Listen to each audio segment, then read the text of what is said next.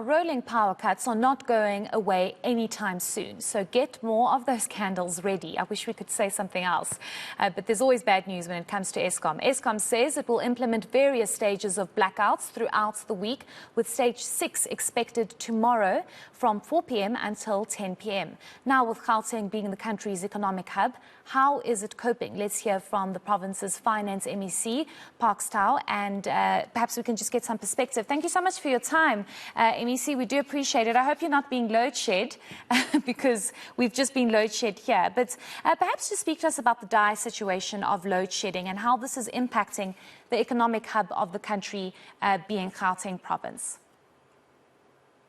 Thank you very much, Heidi, and good evening.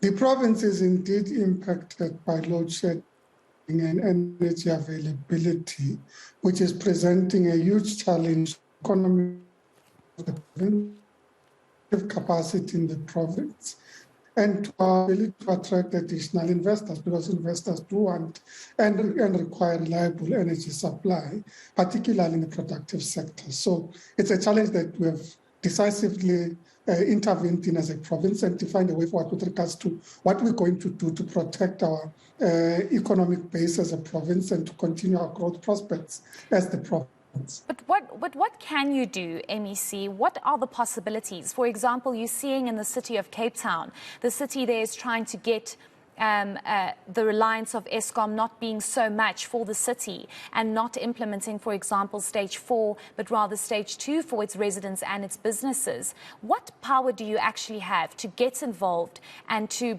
try and bring a stop to this? Because the reality is load shedding seems like it's going to be here for a very long time. Well, at a number of levels by intervening. The first is that we've already advertised for potential partners to roll out our microgrid initiatives. We're starting with the first two.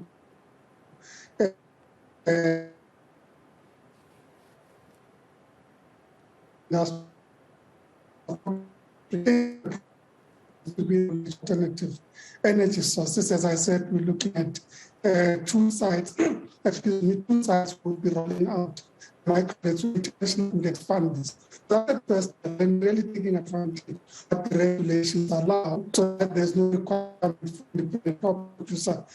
When you have less than 100 megawatts, we take advantage. Then we've partnered with the Development Bank of Southern Africa and the ITC on a financing mechanism for the rollout of these microgrids, and the financial modeling is being done jointly with them so that we not only make an intent of what we want to do, but we also bring in the necessary financing capacity behind it.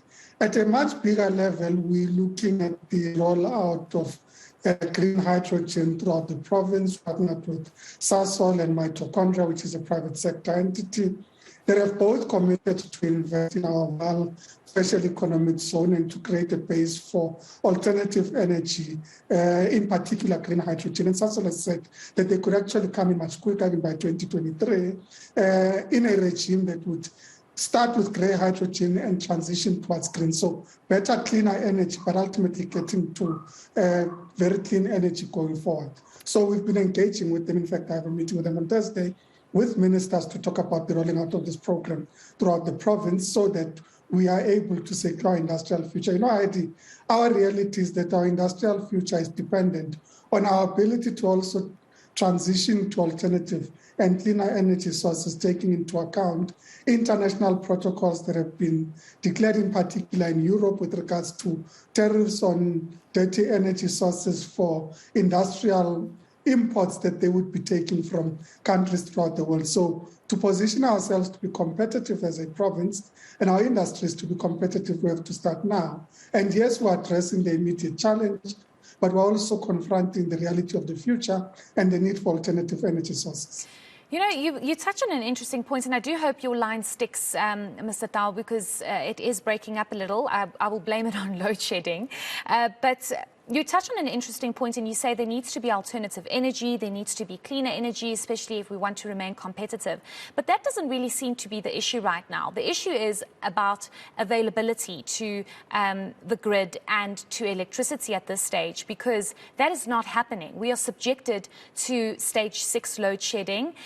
We are subjected to the different stages because Eskom remains the monopoly in this country when it comes to energy supply. And many are calling on, for example, the Department of Mineral Resources and Energy to sign off and allow for these IPPs, for renewable energy and for other power stations to be built so that we don't have this crisis. And I'm going to emphasize on this because I don't think people really understand the urgency and the importance of having lights on and having constant electricity supply. We are the economic hub of this country, and 90% of the time in the last 2 weeks, we don't have power.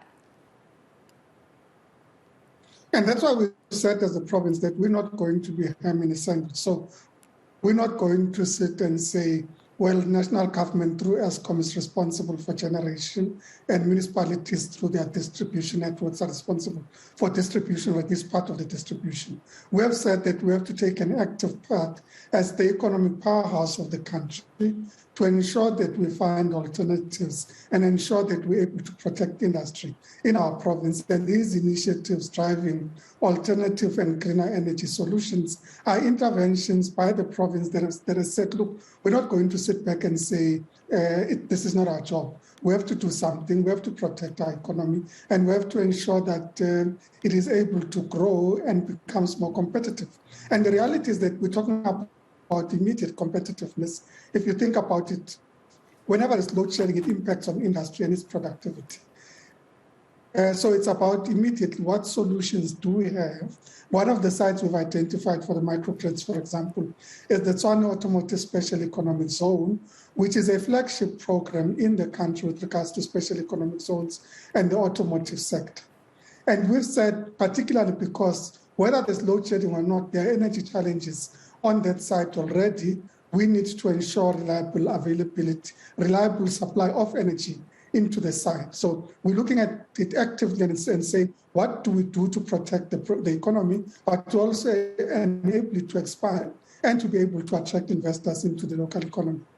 Certainly. I mean, the situation is really out of control. I want to quickly speak about township development and building township businesses and economies. I know this is very special to you, and it's something that you've always wanted to develop.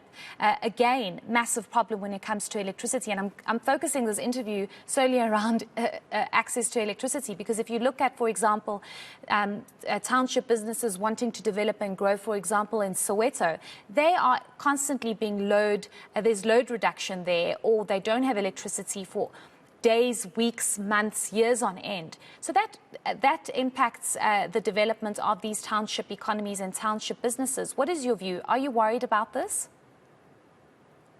We certainly are concerned.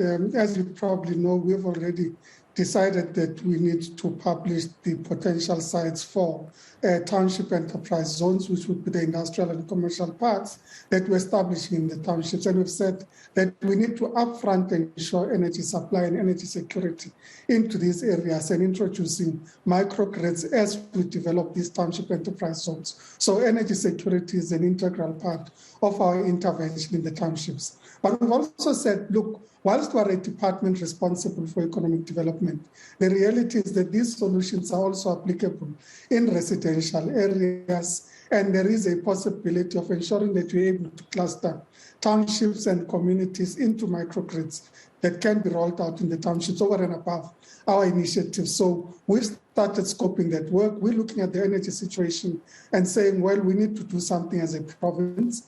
And we need to intervene in an area such as Soweto, because in reality, you've had communities that have not had electricity for over a year, and the load limiting in these areas has been crippling and would be crippling to our efforts to build a township economy.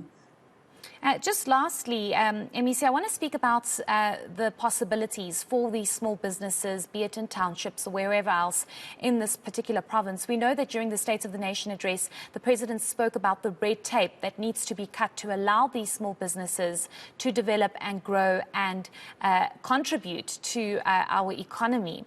Do you think we are making headway in making sure that these small businesses don't have to deal with so much bureaucracy and red tape?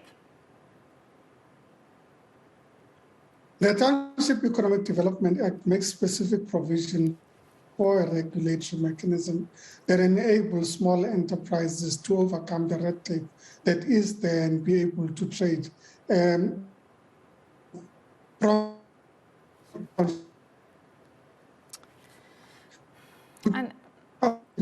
Unfortunately, we've lost the MEC. I think the connection is just very bad everywhere. We are being load shed at this stage. So unfortunately, we'll have to leave it there. But thank you so much for your time. That was Finance MSc in Gauteng, Parkstyle, speaking to us about the devastating impact that load shedding is having on township economies and just the economy here in Gauteng.